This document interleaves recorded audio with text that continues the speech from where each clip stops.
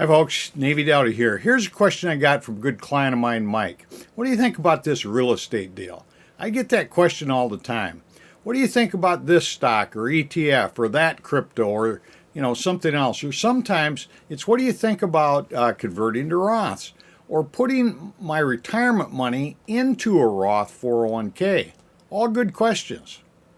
Each one could be a whole course. Let's take just this one for now. This particular real estate deal was structured as a real estate private placement. If you think about what you can put your money into, it breaks down into stocks, bonds, real estate, cash, or commodities. That's it. All of the different ways to own these assets are the vessels that you can put them into. But at the end of the day, whether they do good or not depends on the underlying asset. So for this, what was the asset? Was it real estate?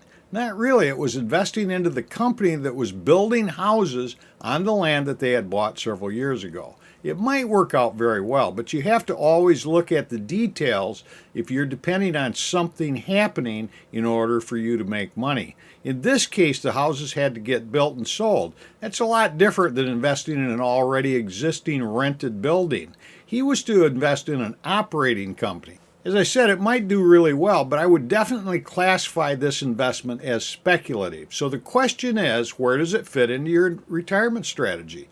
You do have an overall retirement strategy, right? Remember Sun Tzu, the ancient Chinese general who wrote The Art of War. Lots of great ideas in that book, but one of my favorites is tactics before strategy is the noise before the defeat.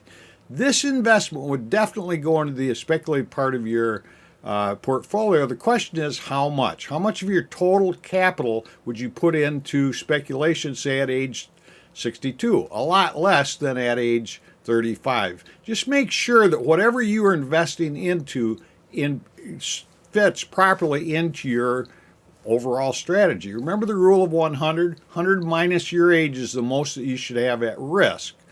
We probably should start to go back to that rule. It's been long forgotten now. Granted, everyone's different. You might have so much that it just doesn't matter how much if you lose a bunch. But with rising interest rates and the chaos going on right now, for most people, you may want to get a little more conservative. Subscribe to this channel and I'll send you my famous Save Taxes checklist.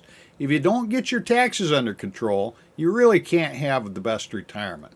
Subscribe now and I'll also send you my Ultimate Financial Tsunami Smiling Retiree 9-step retirement process and the short training to go with it. How to become financially independent in 9 weeks or less. I'm Navy Dowdy, and remember, financial fitness can be beneficial to your wealth.